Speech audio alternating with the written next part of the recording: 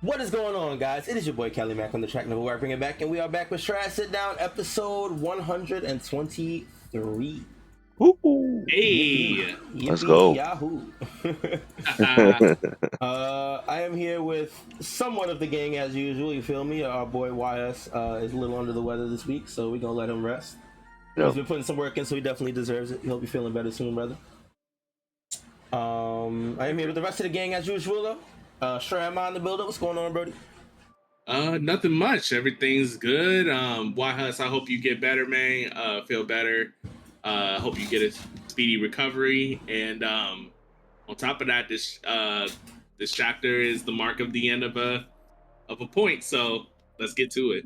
And you know what's crazy? Like, I do hope YS feels better. I'm very surprised that he got sick on the day of the chapter where he could gloat about being right about something. Like, I would make sure I would come in. I would make sure I came in to get my just coming. You know what I'm saying? But I respect it. Yeah, we'll talk about that. You know what? That's always be staying humble, bro. Yeah, no, I respect it. He be having his moments, but I respect it. Well, I guess, Mister, you last but not least today, brother, man. Yes, I am. What's good, guys? Hope you guys are doing well. Why has feel better? He got hit with the COVID. And shout out to my boy Alec and Maz. It was their birthday on the 15th and 16th, and Nice. I love you guys, and happy birthday. And yeah, man, this chapter was awesome. Oda giving us showing us that Vegapunk gave everyone the good old cross up, bro. Like twisting ankles and shit like that. Even his own. Yeah. So yeah, happy birthday to those people for sure. thank you, bro. I feel like I'm gonna be the hater today. I'm not gonna lie. I already feel it. I feel it coming already. I'm not gonna lie. Oh no. I don't know how I feel about the chapter, but I guess we'll get into it. We'll talk about it, right? Yeah, we'll see after we go over it. Yeah. Let's do it. Let's go right into it. Chapter 1123, The Void Fortnite.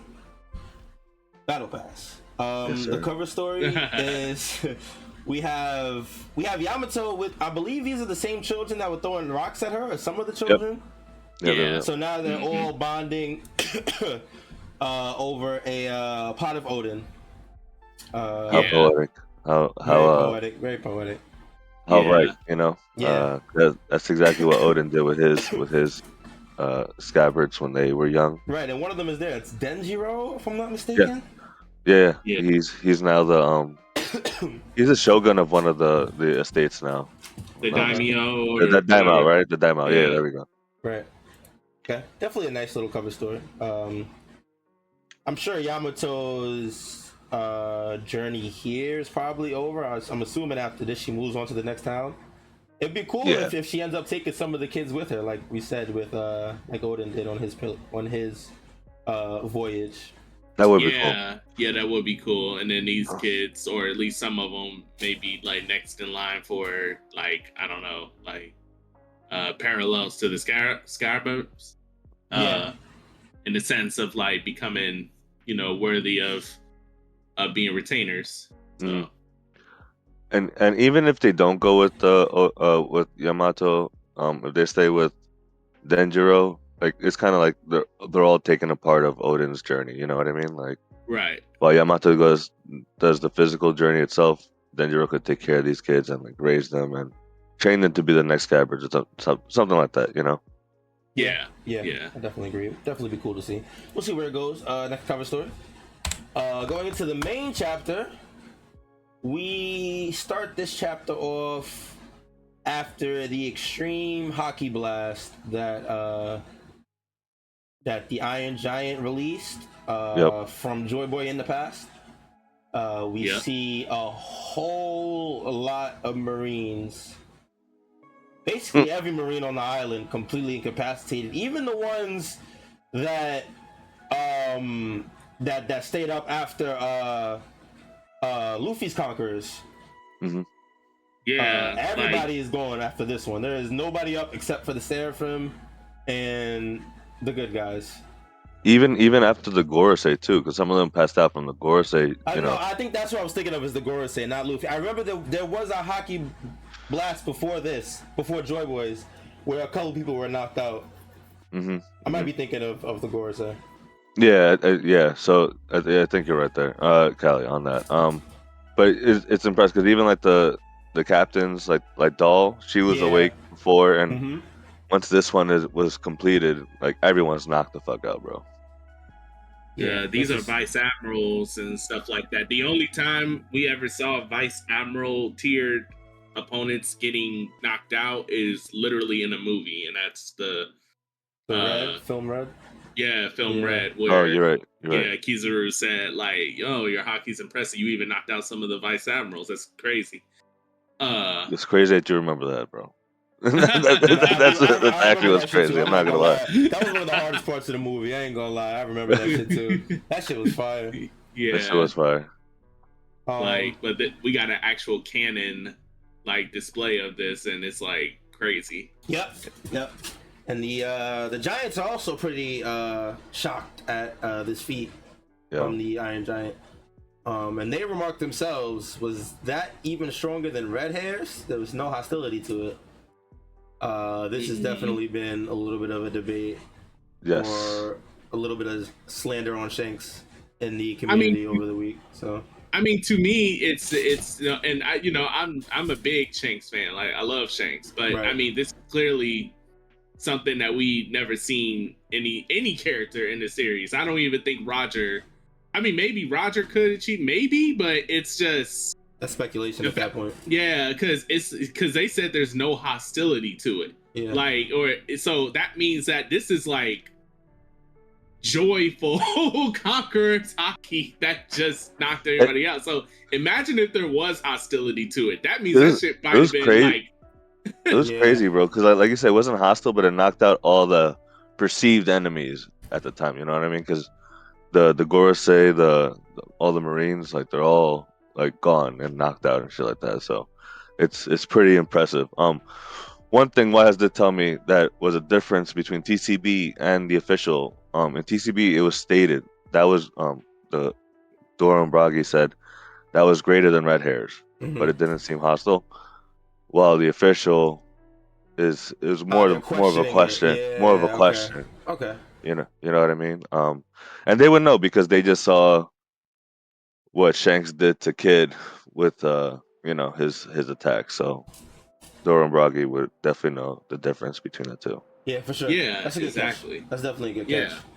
And I think it's just impressive because like we were speculating like, was this the greatest hockey feat we have seen? Now I think it's. I don't know how it compares to Garp still, because Garp was crazy still, but at least between Shanks and this one, we now know that this one's higher. Yeah, I agree. Well, one thing that I kept thinking about, like, I wonder if this hockey bomb that Joy Boy sent, I wonder if it was also like a signal or a flare for his allies to start moving too. You know what I mean? Because it reached so vast, like we don't know who else like felt its presence. You know what I'm saying? It's definitely a possibility. That was some strong ass hockey, so it's definitely a possibility that it could start. Out of curiosity, what presence would he be like? What presence would be triggered by that? Well, I mean, we got Zoe, right? Like, what if that triggers Zoe to start moving?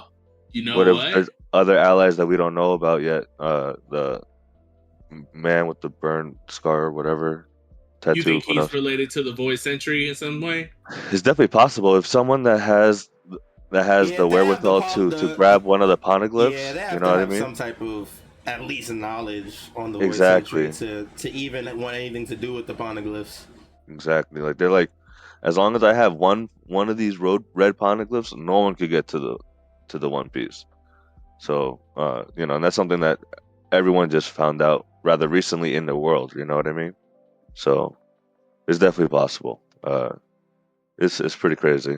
How we end this arc and then or get to the end of this arc and we still have so many more questions. That's One Piece for you. Yep. You put Admiral Green Bull on this island when Joy Boy's hockey explodes. What does he do? Oh, he's passing out too, bro. You think so? He's passing out. Yeah, That's crazy. Yeah.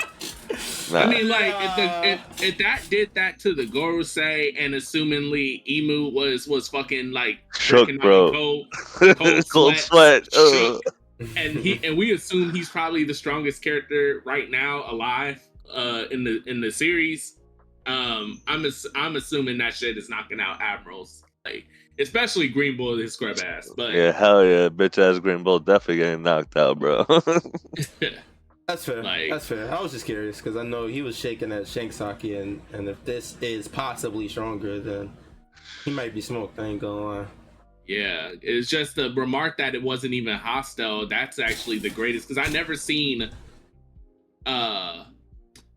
Conqueror's Haki exuded with no form of hostility from the user, like at all. That means like in Joy Boy's heyday, he was just chilling, exuding Conqueror's Haki. I mean, we seen Shanks do that too, but he like intentionally, you know what I mean, went on like Whitebeard's ship and was like said like, I'm sorry, it's just I'm outnumbered, and all these people got me a little, you're a little jumpy, so that means that was some hostility on Shanks' end. But this, oh my goodness, I can't imagine what Joy Boy was like when he was younger. I mean, in the Joy Boy was heyday. With how powerful this Haki was, like from the past and everything like that, it makes me wonder, like, how did Joy Boy get defeated? And I think it goes back to the whole thing that we've learned about pirates, right? That they say that pirates betray other pirates. And I feel like I think becomes more evident that for me that someone betrayed Joy Boy. That was the only way that Emu was able to beat him, because Emu was shook when he felt this Haki presence from Joy Boy, and I don't know, someone shook like that makes me wonder, like they did some sleazy things to beat him. Is that possible? Yeah. I kind of don't want to spend too much time because this happened last chapter. You know what I'm saying? So yeah. Oh yeah. Yeah, let's keep it pushing. That's fine. We got this moment here.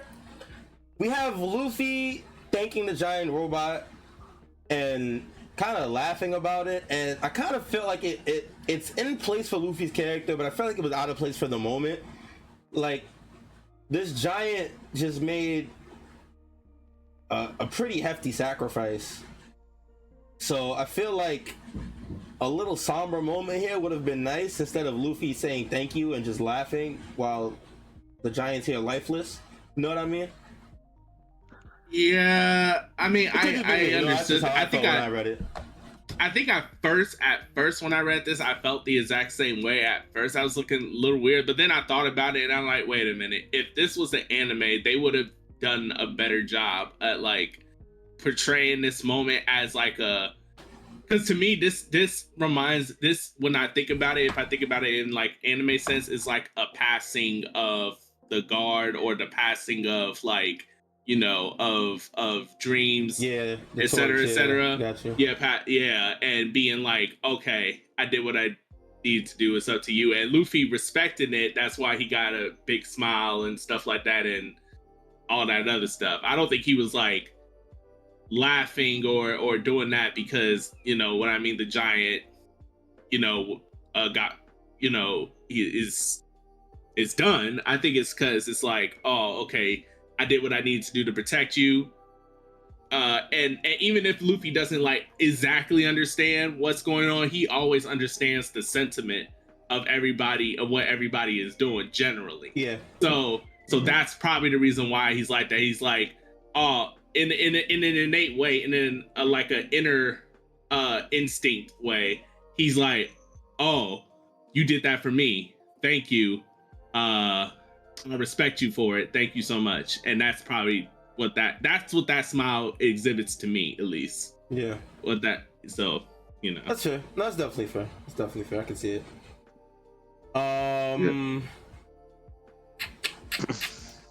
Yeah. That's definitely fair. I guess I felt I agree with your point about the anime specifically, because I do think that the anime could definitely turn this into a moment that feels a little more emotionally charged than it is right now. It's definitely hard to portray stuff like that in the manga, so I can definitely agree with that sentiment. Yeah.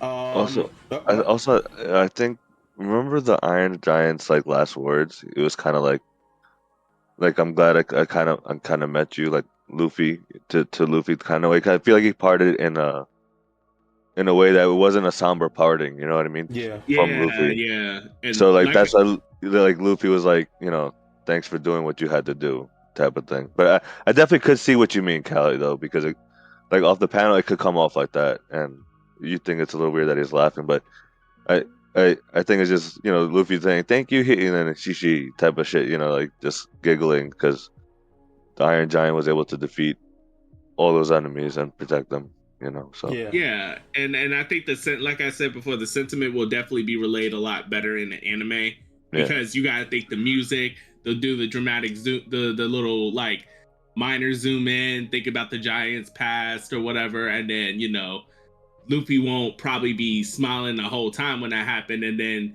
he probably might feel some of the Giants' feelings and then smile or something like that. Like you know what I mean. The anime could clean it up a lot better to I you know what I concur. mean. Yeah, I agree. We gotta wait to see. But yeah, now that that's over, everybody's celebrating. It's looking like dark is over. Everybody is sailing away from the island and headed for Elbaf. Yes. We get a nice panel of everybody excited. Luffy recovering, Bonnie holding Kuma. Nice panel. I love this panel. You got the giant, the freaking the big that ship is compared to the Strawhat ship, and the Strawhat ship is big too. Yeah, the They're Strawhat not ship is like no a joke. small ship. It's no joke. Like, They still got a lot of size on them. I can't lie. But it's a giant ship, so it makes sense. It's definitely a cool man. panel. And then It is. in the bottom left, we get Sanji looking over Egghead's lifeless body. I really want to say he's dead, but like, Vegapunk? Vegapunk. I feel like this is the most we've seen a dead character on screen ever in this story. Yeah. I feel like most characters that die, they die, and then that's it. We don't even see them anymore.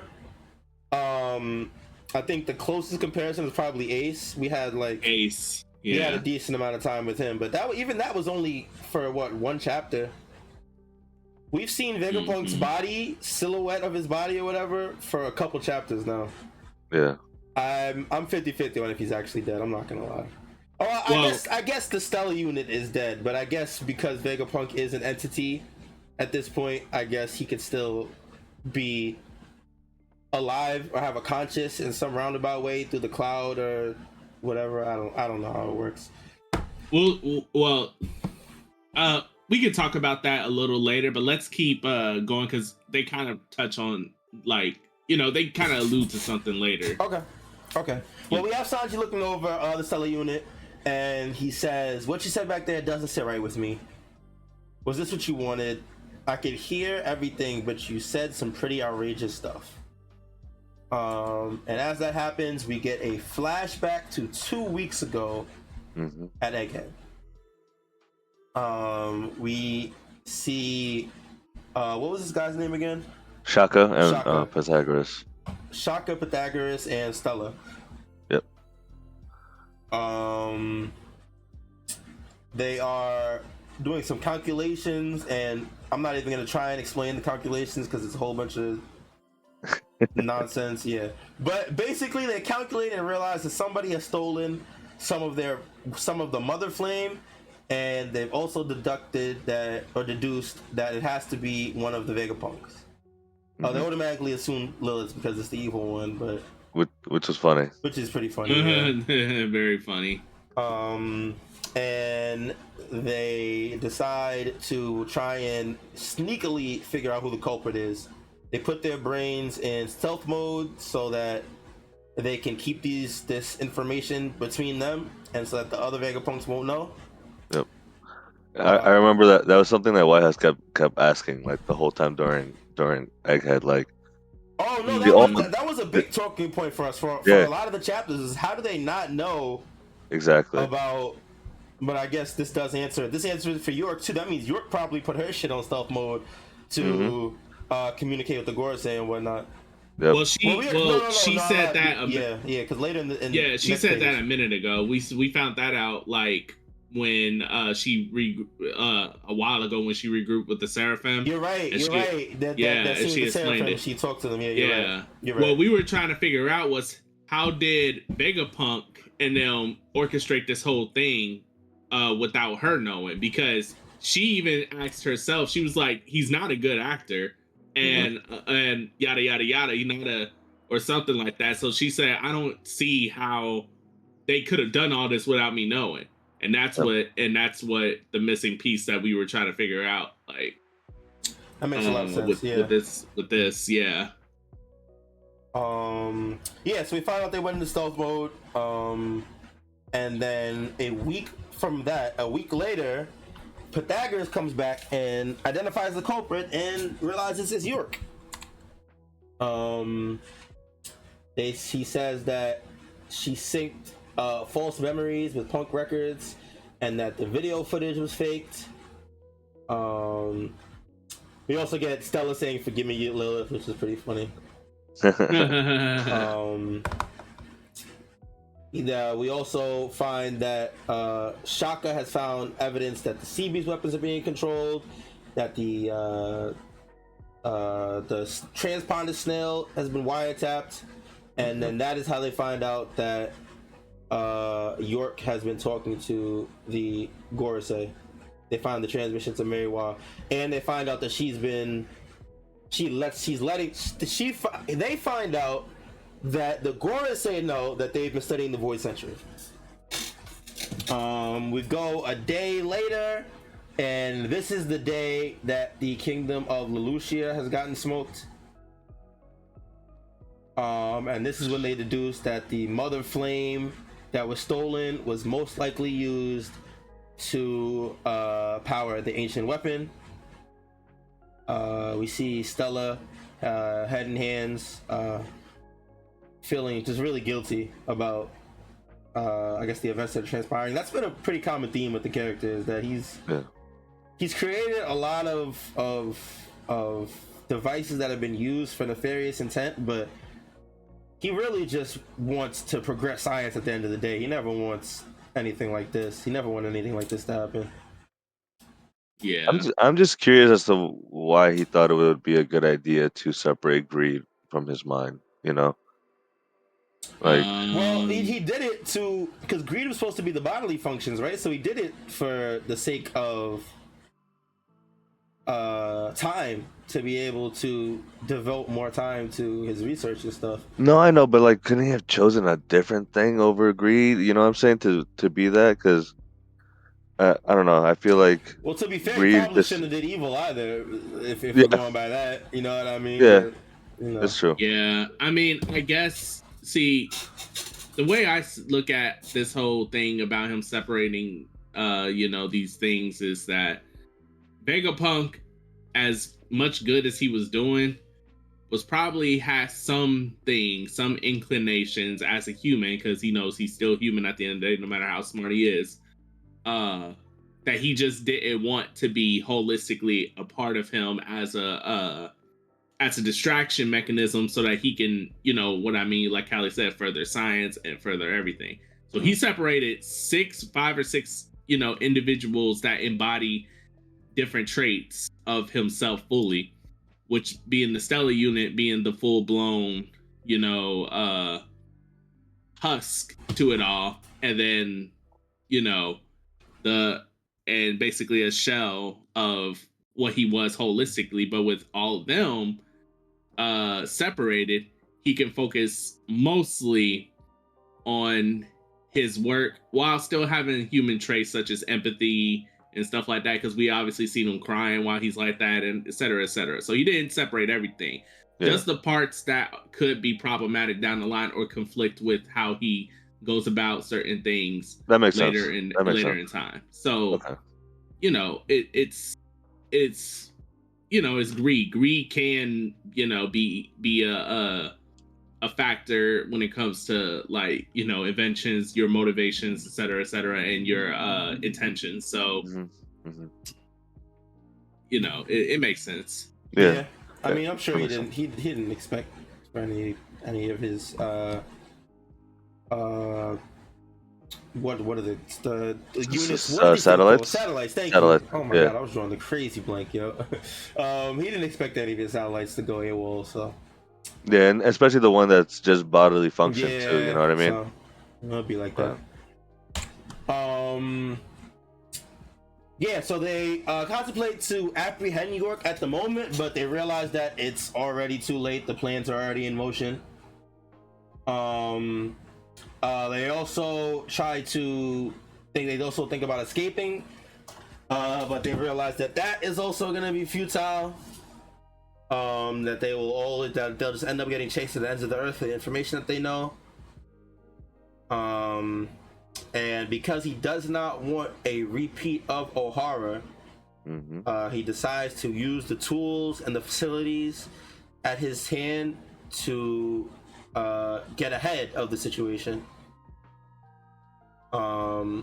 And he says, if I must die, it won't be for nothing.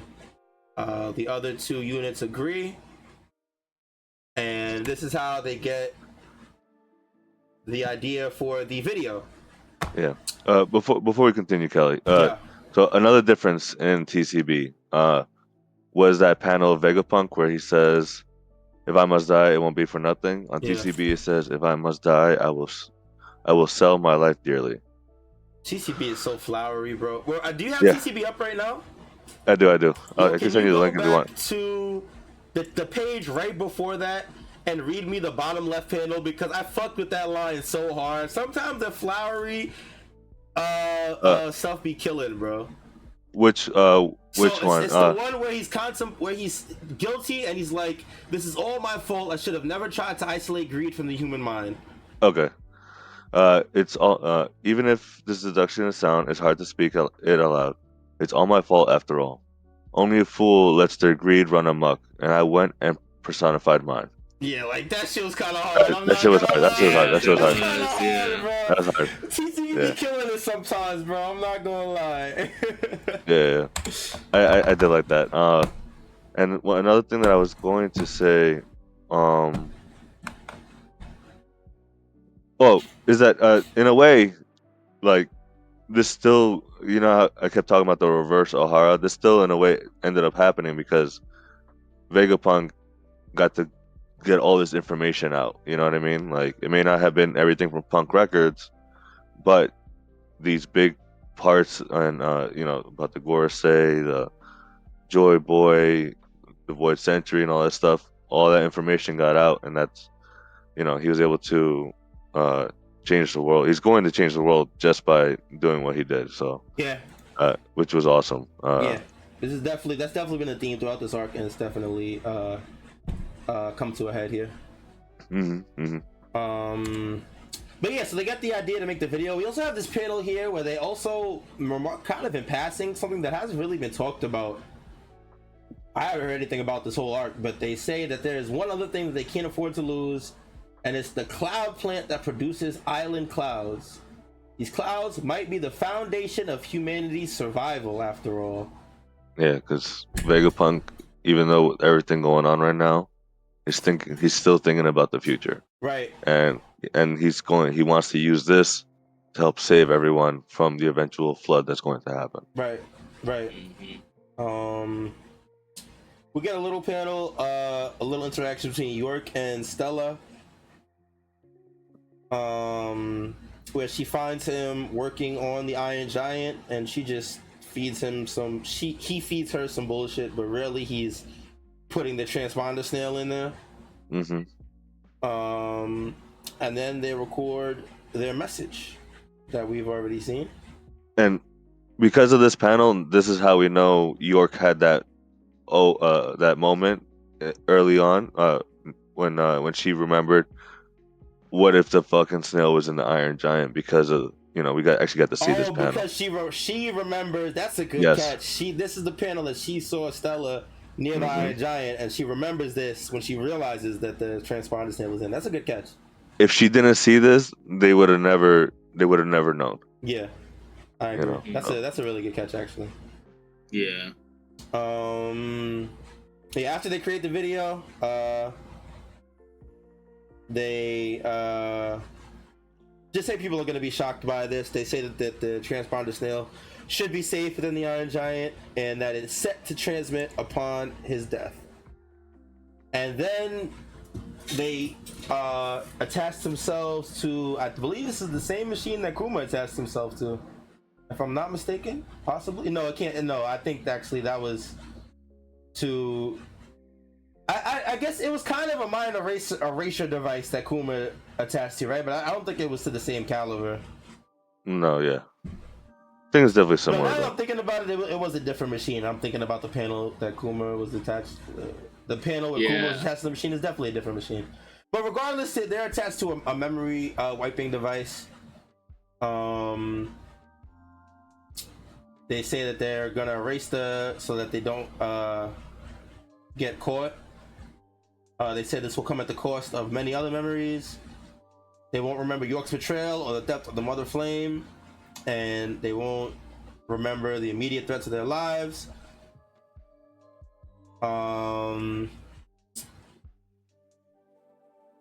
Yeah, just they're gonna be starting over, just going over what's gonna happen when the memory gets erased.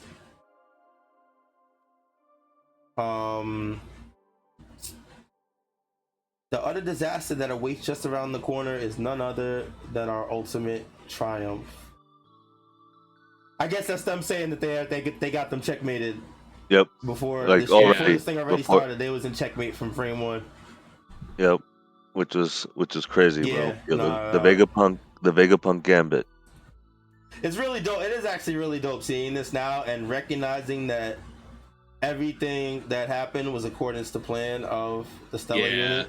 Bro, because this whole time we've been saying it, right? We're like, yo, there's no way. How is this all this happening? Well, like how is this video created? Like there's no, Vegapunk had to have known, but then Oda kept showing us York saying like, how though? Like there's no way he could know. Like there's no way, and then he keeps mentioning, oh, Vegapunk's not a good actor. There's no way that he's able to act and hide all this information off. And this is how they did it, bro. They planned everything. Everything was he already had the checkmate. They just wiped their fucking memories, and the three of them all acted, and it's fucking crazy. It's also crazy too, because the whole time that we were thinking about, like when Shaka, remember at the beginning of the arc where he told Dragon that he thought he was going to die, we had no idea what that meant at that time. Like we knew it meant like death in the future, but in what form? Like, and he didn't even know himself. That's why he's like, like that's what makes it so crazy. Like, like he didn't even know, but like I thought the whole time he was alluding to something. I mean, which he was, but in the sense that like I thought he knew exactly how he was going to die, but nah, like that is actually crazy to see that.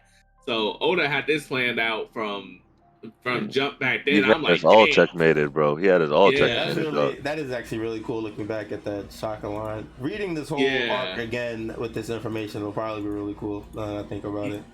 Yeah, because then you get to see all the little tidbits and stuff that that help influence the them finding out about York and all that other stuff. Like that shit is damn. Yeah. So Oda gave us he gave this arc replay value. Yeah, absolutely. So yeah, the 3 units get their memories erased, but once they do that, before Stella does that, he leaves a note for them to read once their memories are wiped. He says, "Good morning. You will find that within your memory there is now a void fortnight." Title drop. But it was done of your own volition. There are many surprises in store for you. LOL. Oh, it's crazy that he's saying LOL. But I will leave you with one piece of information. The world government knows about your research into the Void Century, but rest assured that you've already put together the perfect countermeasure before you hurtle towards your glorious death. I love the reaction throughout all this. And then just the whole time they're just like, what? Bro, I can't wait to see it animated because then like Vegapunk's voice could be going over it. Meanwhile, you're gonna see the other Vegapunks just, what? No way! What the fuck, With the bro? eyes popping out Yeah. and everything. Yeah, it's comedy. I can't lie. And then he just drops a whole bunch of bombshells out. He's like, and one more thing. The Strawhat Emperor, the Strawhat is landed with Bonnie. CP6 is here. You're surrounded by Navy battleships. Admiral Kazama Like, is that's it. It's funny. Just Good so luck. many whats. Like, Good what? luck. What? Like, Yeah. like just bombshell after bombshell after bombshell. Yeah, no, it's Like, definitely funny. That's gonna be comedy when it gets animated. We then flash forward to right before the present, where they were riding in the car. Yeah, Trying they're to going. escape the island. They're going after Bonnie. Or going after if I'm not Bonnie, right? mistaken. Yeah.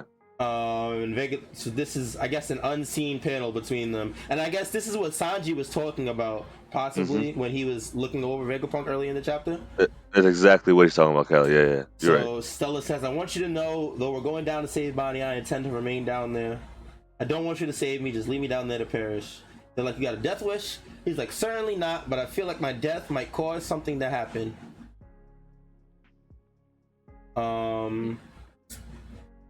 Who's, I don't know who's saying this here. It's sure will. Sanji is.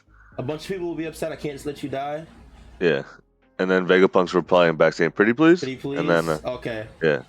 And then that's when he goes on saying, okay, yeah, and then he's saying, and one other thing, when it comes to the One Piece, I want your crew to be the ones who get it. End the chapter with the Giants hoisting Luffy and Usopp. Yep. Yeah, and then Luffy's half dead, saying later, please.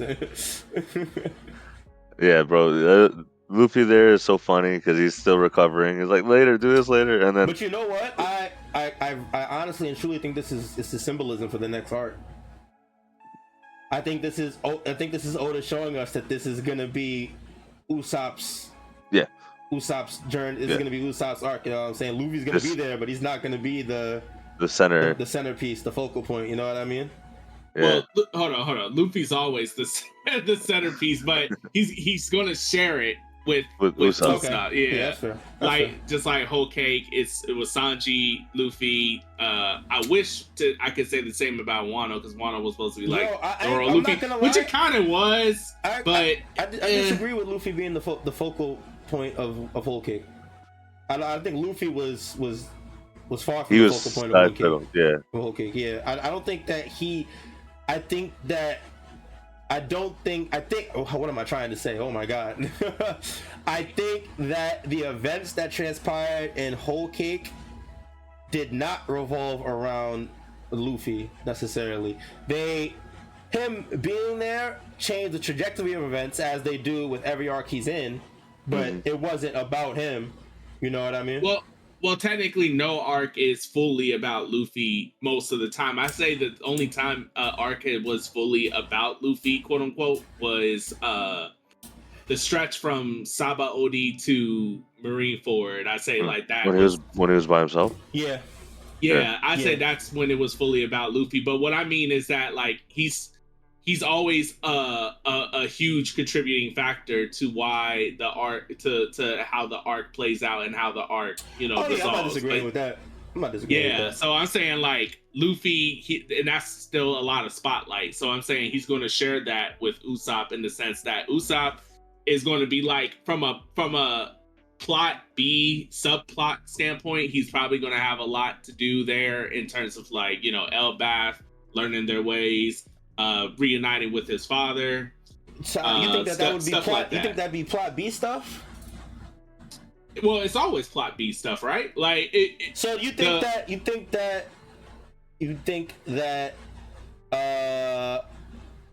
what am I trying to say? So you think that the Sanji only events that happened in Whole Cake was plot B compared to like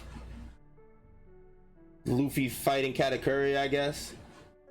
Well, I'm saying that plot B. So I'm thinking of, when I say plot B, I'm thinking of like the natural structure of One Piece. Plot A to me is the overarching story of One Piece that affects literally like the world, the overall like everything. That's like outside events of that island. Like you got your macro, which is the overall plot of the entirety of One Piece. That's So, plot A to me. And then you got Finding your One Piece. micro, where Okay. it's just secluded to that island story and that island thing. That's plot B. So I'm saying like Usopp's stuff with his father and you know, becoming a stronger warrior, becoming, you know, a strong warrior of the sea, which is his greatest dream, which obviously he can achieve that much better by going to Elbaf. That's not plot A to me, because plot A is, you know, whatever it means to get to the One Piece, which I'm not saying that won't contribute to it, but that's like, you know what I mean? The story isn't over when Usopp does that. You know what I mean? Like, so that's why I call it like plot B, because it's going to be secluded to that island and it's only mostly going to pertain to that island. That's why we all wanted for Usopp. We all wanted Elbaf because we wanted to see this moment for Usopp. I agree with what you're saying about plot B. I just don't think that Usopp is gonna be. I think Usopp is gonna have a tremendous role in the next arc. That's gonna be pivotal. No, he will. I'm saying that. If he does something that furthers the goal to the One Piece, then it's plot A. No. It depends. It depends on what it is. I can't speak to that. I don't know. I don't know exactly what it is. I see what you're saying, Kelly. I see what you're saying. Yeah. That will like further it outside of him being stronger, obviously, but his own personal, like, you know, obviously everybody on the Straw Hat crew is needed to further the One Piece. So right. Yeah, I get that. But what I'm talking about is like focally, when it's a focal point where we're just like honing in on this character's personal stuff that don't necessarily have to do with the One Piece. Yeah, you know, once it's resolved, they will be better suited to get Luffy to the One Piece. I'm not saying that won't happen, but it's also possible that they could intertwine, though. Like whatever happens with Usopp on this island could intertwine to them finding the One Piece. Yeah, that's possible. Like, we'll see. Like I would say, for example, like Brook on Whole Cake, when he found that poneglyph, that roll poneglyph, that's plot A to me, because that is literally directly, you know what I mean, associated with finding the One Piece and all that other stuff. Yeah. Even though he had no plot A or plot, he had no focal point in that series, that's still plot A to me. Robin, finding, you know, the poneglyph and talking about finding out about Joy Boy from Fisherman Island and Poseidon on it, that's plot A to me. Okay. Yeah. So Usopp could do that, but I'm saying if it's like nothing like that and it's mostly just focused on his own personal things, that's plot B. Yeah, not saying it's not worthy. Though, I'm literally not disagreeing with anything you're saying. I just think that Usopp is going to be plot A, but I guess we just have to wait. He could be. Yeah, we're just gonna wait and see. That's all it is. He could be, yeah. But I'm saying he's going, like, it's Luffy and Usopp that's going to share it, because, you know, Luffy usually shares it with someone like Arlong Park. That's Luffy and Nami. You know what I mean, like. Not even just that, but everything that we've seen too, though, because Luffy ties in directly with the Giants with his Nika form, Gear 5, and all that stuff, right? And then we have fucking Usopp, who since the beginning, since we've known him, always wanted to learn more about the Giants, go to Elbaf, and this has always been his dream. So, you know, definitely excited to see how both are tied in. Plus, on top of that, we also, I mean, I know we focus more on Usopp loving to go to Elbaf, but we also sometimes forget Luffy also really wanted to go to Elbaf too. It may not tie directly to, I mean, it will tie in directly to the One Piece just because of the Nika stuff. But, like, obviously, it's not going to, I don't think, I could be wrong, but I don't think it's going to be the hugest pivotal moment for Luffy. It would be something, but it won't be, like, crazy like it will be for Usopp. I mean, after this, once we hit Elbaf, we expect Usopp to be, like, you know what I mean? We expect Usopp to be, like God tier or something like that. Like, live up to the God Usopp name after this. So, you know.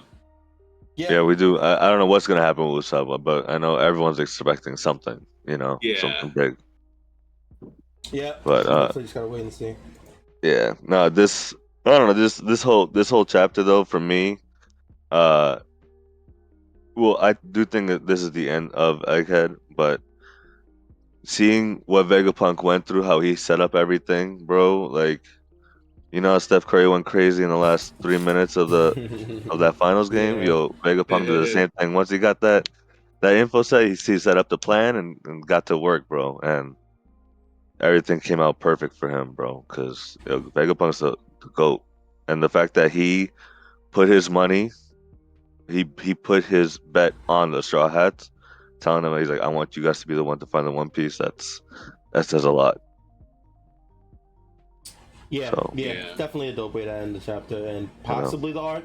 The only thing about the arc ending here is I still remember what the editor said a few weeks ago about how there was still one final big twist, and that's where I draw hesitance, because if the final twist that you were hyping up is that Vegapunk knew the whole time, I do think that it's a good twist.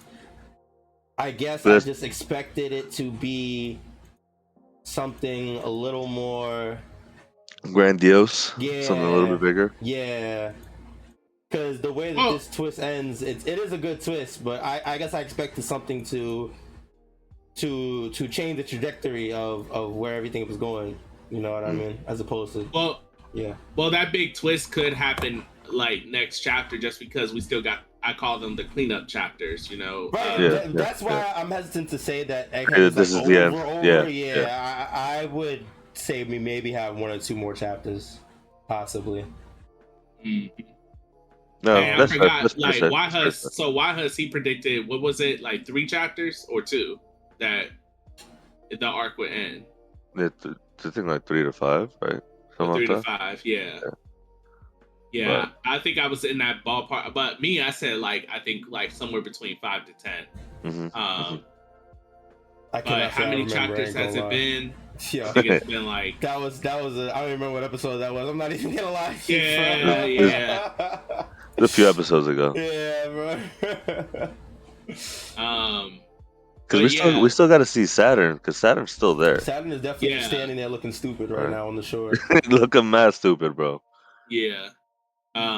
You still got Saturn, the Marines, what they're gonna do when they wake up. Stutzy, yeah, we didn't get to see what happened to Stutzy. Rob Lucci, and what's his face? Kaku, yeah, Kaku. There's still a lot of unresolvedness. I mean, which Oda don't necessarily have to fill in the gaps there. If he don't want to, he could just have them sail off and boom, we're at Elbaf, or we're sailing to Elbaf, and then he could touch on all that stuff later with another character, like, yeah, Luffy, once you guys left, this is what happened, and boom, flashback or something. I don't know, but yeah, I'm expecting cleanups, especially because this was cited in the newspaper as or not the newspaper, but the narrator said this was one of the most traumatic, crazy days. Crazy event, the Egghead incident. I mean, which it was by all merits and everything. But we need to see also the resolve. You know what I mean? The stuff that comes after, the resolution that comes after all these things that happens. Because I kind of want to see Morgan, Big News Morgan, what he's going to take away from that news broadcast, the world itself. Yeah, BB there, we might get some insight with Emu as well, with the cleanup chapters. Yeah, not just that, bounties too.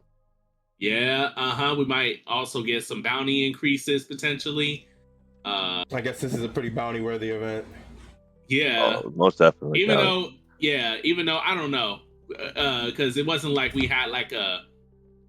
You know what I mean? They don't usually their bounties don't increase like that unless they get into big squabbles or one-on-ones and stuff, which we didn't really get this arc. But I mean, because of everything that happened, I could see their bounties going up a little bit. Yeah, I mean, with the death of Vegapunk, the government could definitely be like, "Oh, Strawhat Luffy up," and then we also got the events of Kid versus Shanks. And then also they haven't seen anything about Blackbeard that. and Law like that. I feel like that's gonna be in the news too, and then we're gonna see more. Oh yeah, the Giant, because Dory and Brocky are there. They're gonna tell Luffy that they had the smoke kid. Right, and then on top of that, Garp. Yes. I have to see Luffy's reaction to that. Oh, that's a big one. That's a big one, bro. Yeah, I have to see that. We might get a whole lot of exhibition before we exactly get to Elbaf. Like, I don't think next chapter is we're at Elbaf now, like, or we're approaching Elbaf. I think we're gonna get like a whole lot of like cleanup, quote unquote. So yeah, I feel that. And I can't wait for that. That's always what I look forward to at the Party, end of. bro. We got to see the party. Oh yeah, you know? and the party, yeah. So we're gonna get a bunch and of Lilith stuff. waking up, bro. Finding out she's the last Vegapunk now. Like, that's and then crazy. We also need to see if Ani is what she's going to do. Yeah, I was gonna say that. She's going to join the crew. Yeah, they got a lot of extra people on their crew than they normally do. Elbaf is they're gonna have to figure out what they're doing from there. Oof, man, what a chapter! And no break next week. Yeah, really dope stuff. No break next week, so hopefully we see maybe a little bit of conclusion, some wrap ups for the arc before we officially go to Egghead. But I guess we'll see what happens. Yeah, really dope chapter. Anything else you guys want to talk about before we wrap it up? No, that's pretty much it. Yo, Vegapunk's the GOAT, bro. Vegapunk is indeed the GOAT. Hey, yeah, shout outs to Vegapunk, man. You did your thing this arc. Like we've been hearing about this guy for so long. We finally get him in this arc, and he really cemented himself in the history of one of the One Piece greats, bro. Because this guy's OD. Like, seriously, you know what's funny about Vegapunk in general? Before we were introduced to Vegapunk, I always thought that Vegapunk was either I thought it's possible he would have met the Straw Hats, but because of him working for the government, I thought we were going to see Vegapunk in like a more isolated area within the government's like marine base or something like that, and then like we were just gonna see Vegapunk as outsiders, but not as like people who are within the story, like Luffy and them, right? So I thought that's how we were going to get introduced to Vegapunk. I never knew that we were going to get introduced to Vegapunk through the Straw Hats, and stay on him as hard as we did in this arc. Yeah. And I had no idea that it was going to be like as chaotic as this. So Vegapunk, we got so much out of him emotionally. We got so much out of him in terms of like his research, understanding expedition, understanding the story of One Piece way better because of him. So salutes to Vegapunk for real. Final question: if the arc is over and the next chapter is the start of Elbaf arc, where are we rating this arc? Ooh, for me, it's a 10 out of 10, bro. I mean, yeah. This is a straight up 10 out of 10 arc. Like, I agree. It has everything we ever wanted. Like, it has all and it's crazy too, because usually like the ones that be peak, like the arcs that be peak are the arcs that have like the strong 1v1s, the strong, like, you know what I mean, the fighting, but also strong emotional ties and stuff like that, which this arc had all that, but it never felt like everybody had to be super focused. It was great because it was like you had Luffy showing like, hey, I'm an emperor now. This is what it means to be an emperor. Like, y'all can't fuck with me. And his whole crew stepping up. The only time looking back, the only time I was disappointed in the crew was when Usopp was getting choked up by Kizaru so casually. I was like, I'm never forgetting that moment. I'm never forgetting that. I'm like, Usopp, no! Why are you getting choked up so casually? You can't let this dude just disrespect you like this. Like, one hand looking all the way, not even paying attention. Right, like look like, huh? Where's Vegas? Like just casually choking my dude up. Like, wild. Look at him now on the top of the world, bro. On the top of the world. Right, bro. I'm like, Usopp, no. And like low key, this picture is triggering now that I'm thinking about it. Like, Usopp just had his hands up, like, bro, no. You need to go back to the drawing board. You should at least make that dude get off of you or something. Like, cause that was like, I was like, 500 mil. Wild. You had 500 mil. And I'm not saying that like you should be competing with Kizaru, but to have such a casual display of disrespect to a prime member of a Yonko crew, not like he's not even even though I know Usopp is like the weakest dude, he's not supposed to be considered like he's not supposed to be looked at as like a quote unquote scrub, right? When Usopp steps up, he shows out. So it's like, oh, shit, man, like but it is what it is, I guess, man. That's the only time I was so mad. I was letting you cook. You was going crazy, bro. He's been holding it in, bro. Niggas, man, I was so mad when I still remember my reaction. I was like, Usopp, no, like not like this, like. But oh no, I was just like, it couldn't be me.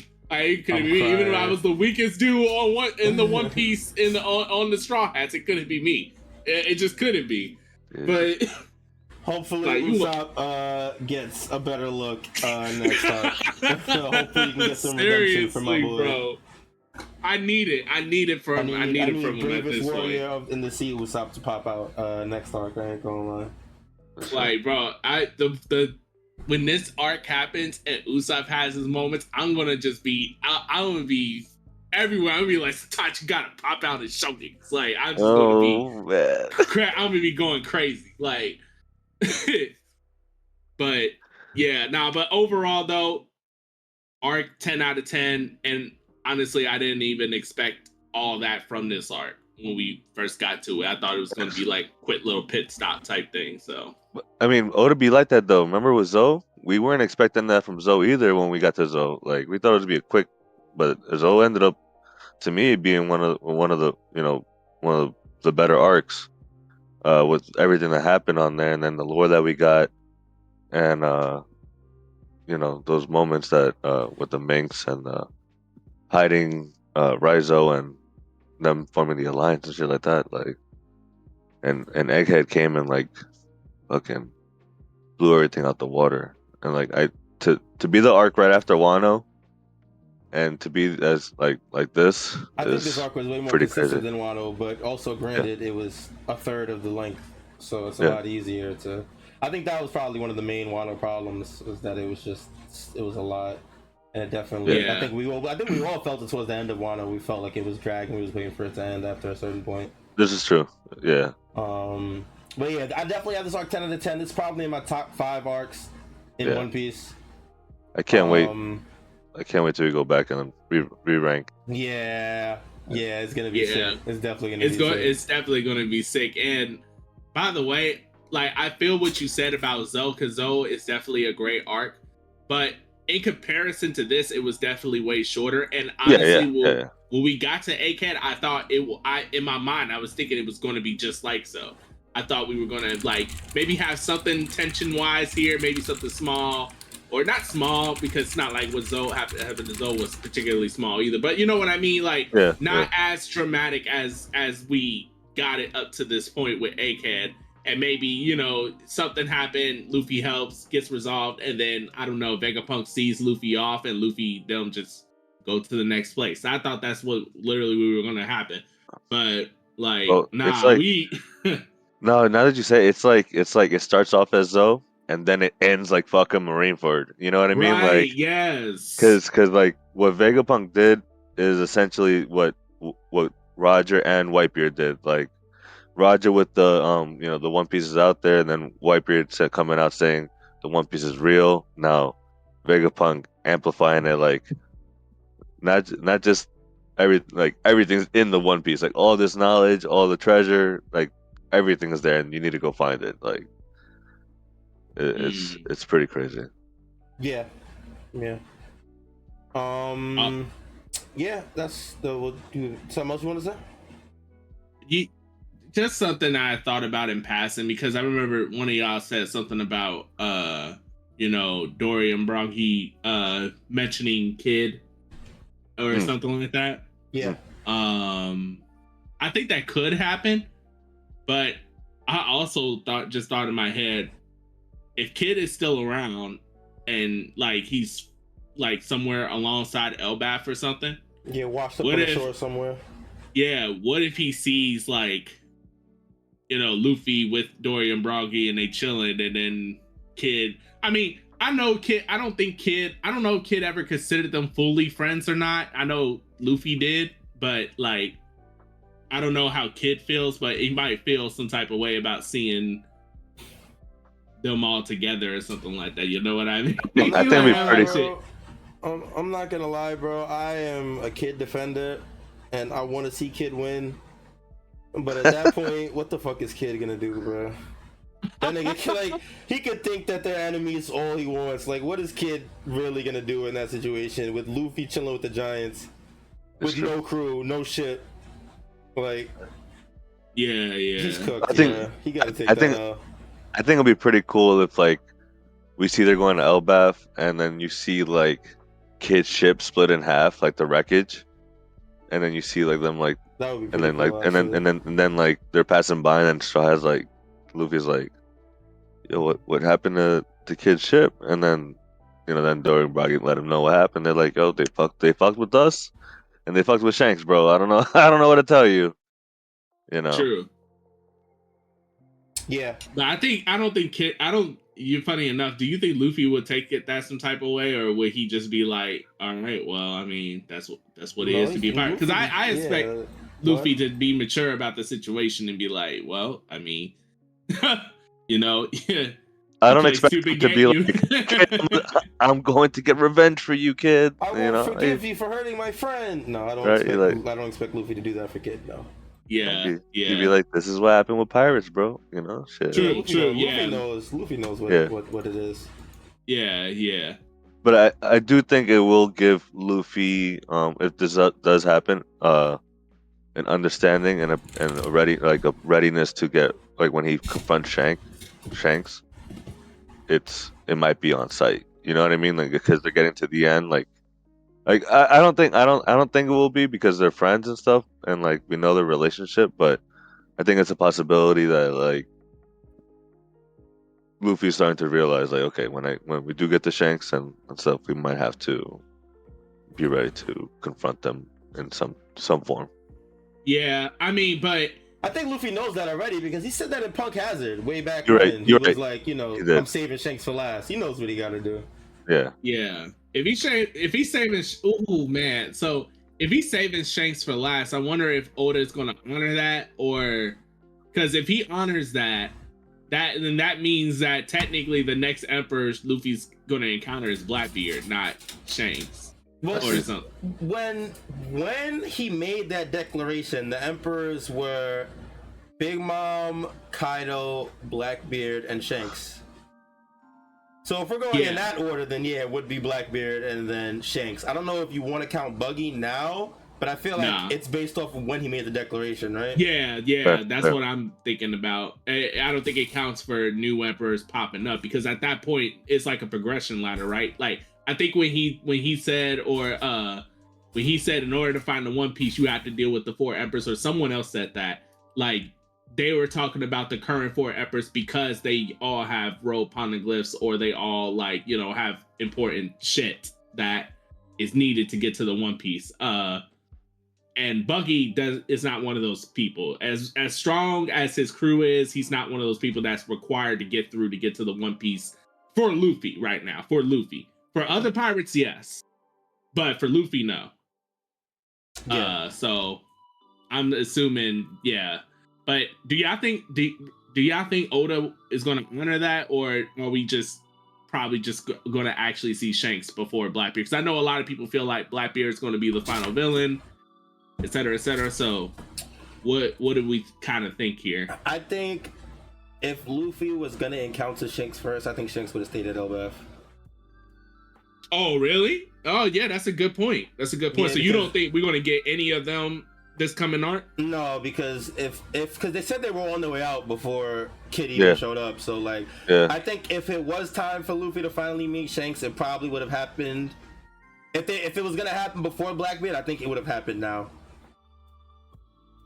Okay. We also know that Shanks is searching for Blackbeard too. So, if they end up meeting each other before Luffy meets one of them, I actually don't even know how that would turn out. I'm not gonna lie. That would be interesting. I don't know how that would turn out. I know the old theories was that like, and this was before we got all these crazy new revelations, reveals and stuff, was that Shanks was going to come across Blackbeard.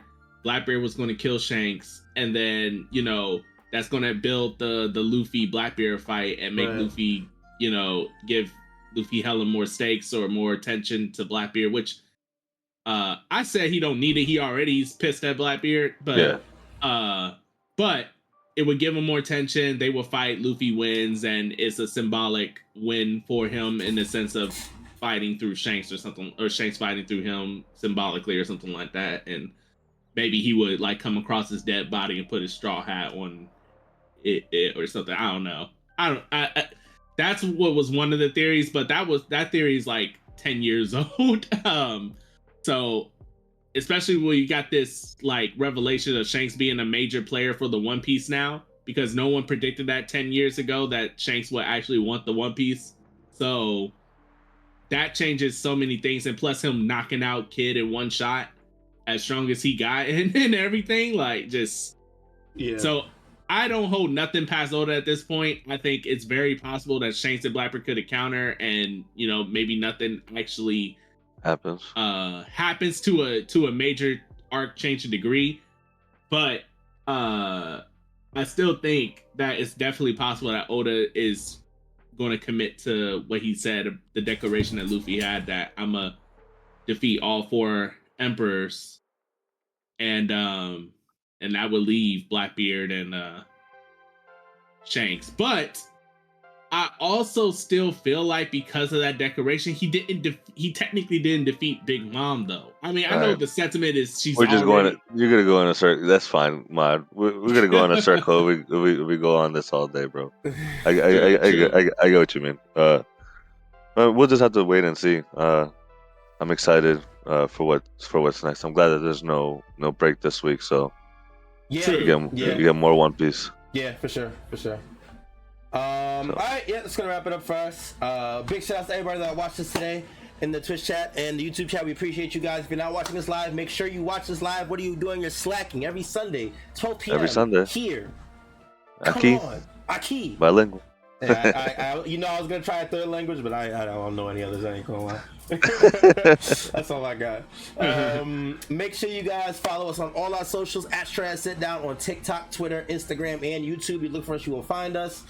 Big shout out to everybody listening to the pod afterwards on Apple Podcasts, Spotify Podbean, etc. We appreciate you guys as well. Like Mr. said, we are on no break next week, so we will be back next Sunday with another chapter review. So make sure you guys pop out for the live show. Come show us some love. Let us know what you think. It's gonna be about it. Hope you guys enjoyed the episode. Until next time, you guys take it easy, be safe, be healthy. We appreciate you guys, and we will see y'all when we see y'all. Peace. Peace out. Peace.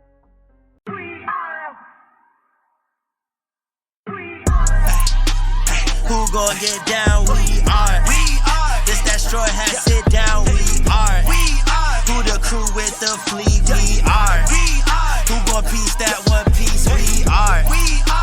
Who gon' get down? We are. This that Strawhat Sitdown. We are. Who the crew with the fleet? We are. Who gon' piece that One Piece? We are. Strawhat Sitdown crew in the building. We Corona to these other podcasts. We gon' put these people in their feelings when they hear this, and they know that they can't top this. We spit facts and we poppin' every time an episode is dropping. We see D3 in the corner, Mister, that's a real G with the green screen in the background. And I'm looking like he in a real scene. We got Big Mod in the cut, always ready with rebuttals, but he bring the knowledge when we in the huddle, so you know the crew is never gonna fumble. And it's wise, last but not least, if you ask me, then Cali, mad the captain, make him rally around me. Every Sunday we gon' run deep, and we can't stop until we find out about that One Piece. Who gon' get down? We are. This that Strawhat Sitdown. We are. Who the crew with the fleet? We are. Who gon' piece that One Piece? We are. Who gon' get down? We are. This that Strawhat Sitdown. We are. Who the crew with the fleet? We are. Who gon' piece that